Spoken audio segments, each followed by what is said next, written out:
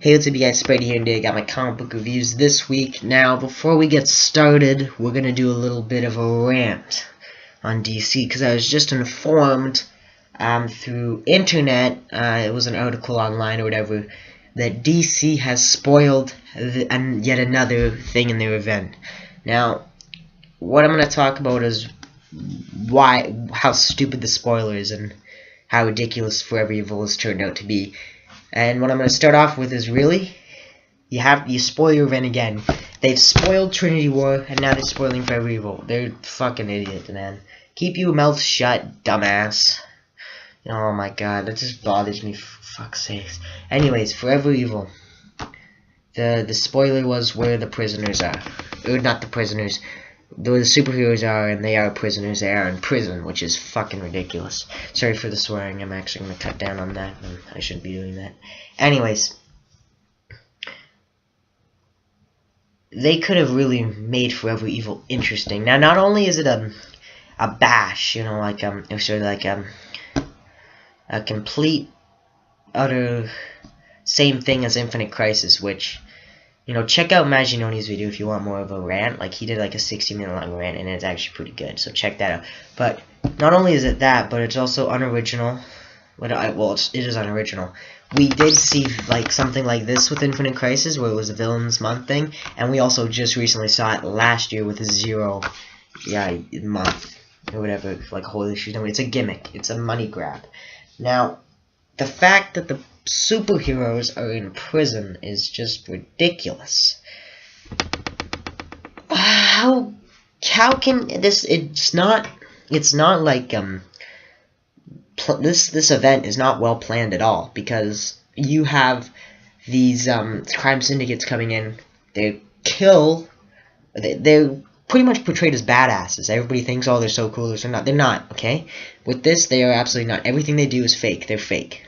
Telling them the Justice League's dead, but they put them in prison. That's problem number one. They're lying.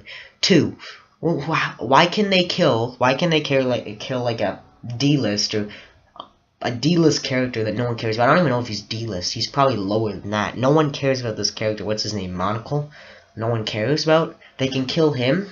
That's not going to mean anything to them, but they can't kill their number one reason for their worst enemies. The only reason why they can be stopped is from them, the superheroes. You cannot kill the superheroes.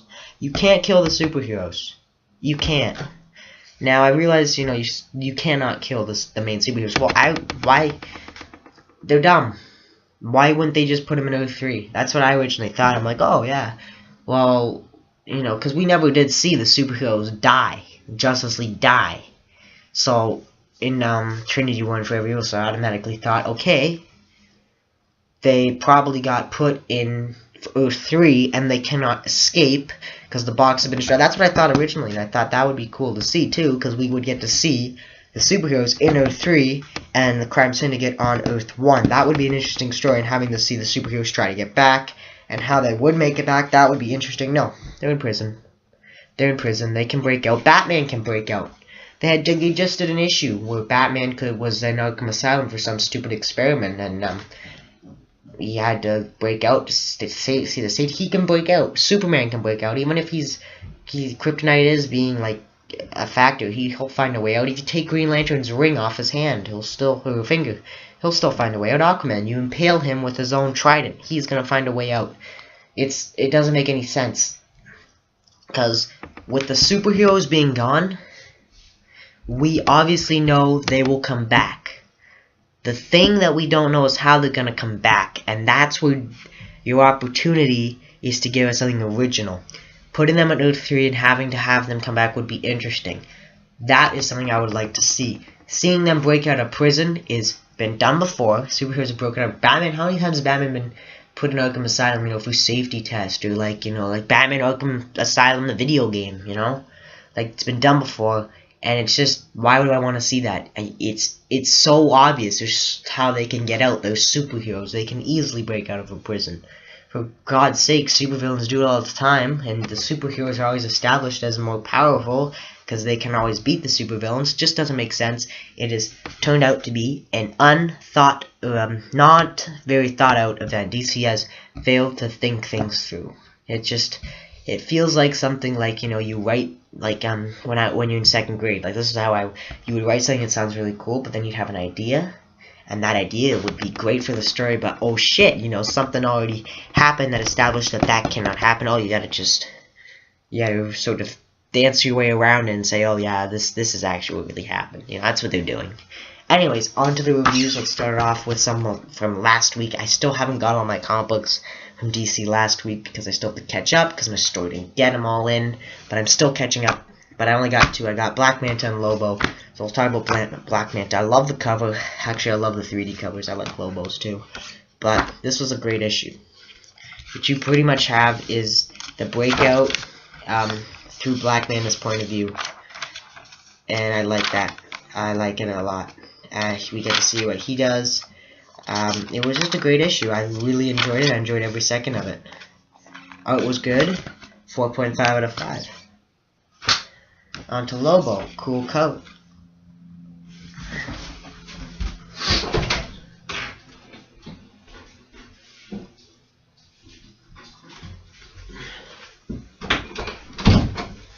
Cool cover, but shit story. Now, you have really cool artwork, but really, this is Lobo? Are you kidding me? We just had Lobo in the New 52. Why does he look like this? Oh, they explain it. Don't worry, don't worry. That Lobo was an imposter. The one on the cover, this is not the Lobo in the book. The one that was in Deathstroke, even though it was a shit story, it was still Lobo. But, oh no, that's not Lobo. That one in Deathstroke was an imposter. You already had Lobo in the New 52, and he was done properly. I mean, the story was shit, but it was still Lobo.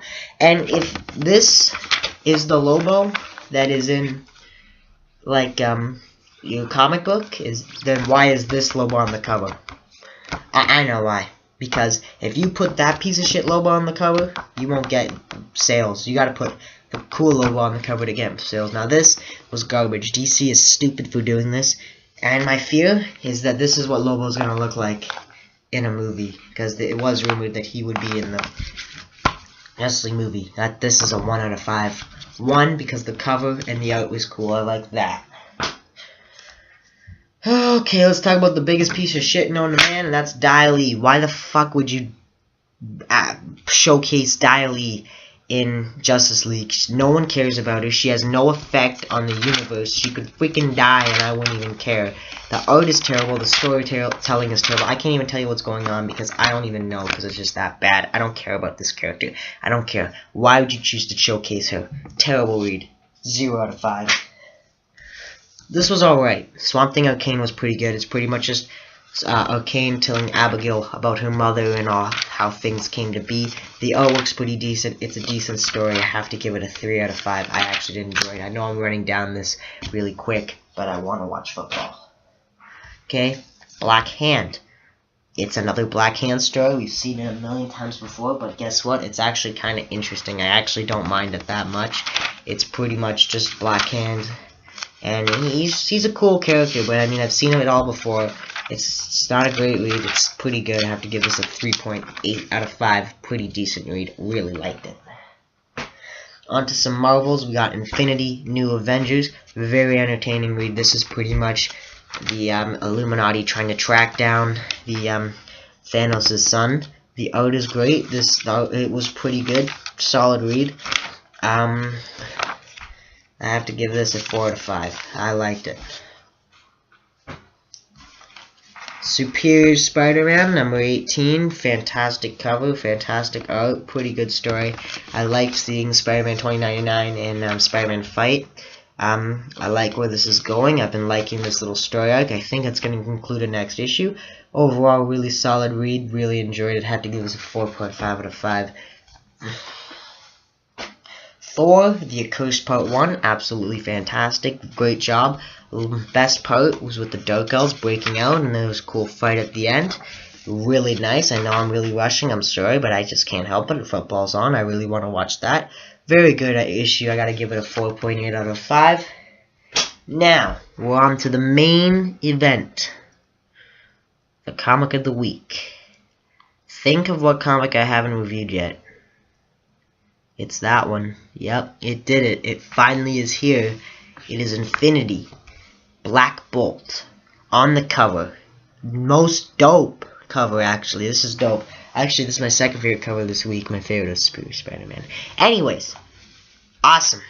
Awesome art. Awesome story. Awesome action. Now, I was really deciding, what made this better than Thor. I was going, how is this better than Thor? Thor was a really good issue, but how did this beat it? And I thought, well, Cap's plan was really well thought out. That was a really good plan. I really enjoyed seeing every issue these builders are in is fantastic. These are awesome villains. But what really, made it better was not the action was great. I mean, overall it's a great issue, but just the one thing that made it a tad bit better, just added a little extra flavor. It just a little something, just the cherry right on top, was the last page was brilliant. It was fantastic artwork with Thanos wanting the tribute.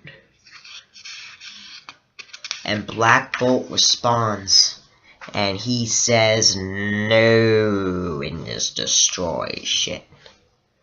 I can't wait for more. This gets a 4.8 out of 5 from me. My approval, my comic of the week. Hands down, awesome. Anyways, that's what I thought. Let me know what you guys think about in comics. I want to know what you guys think about fucking DC. Oh my god, swearing, man. Sorry, I'm really tired, but that's all I gotta say. Peace out. See you later.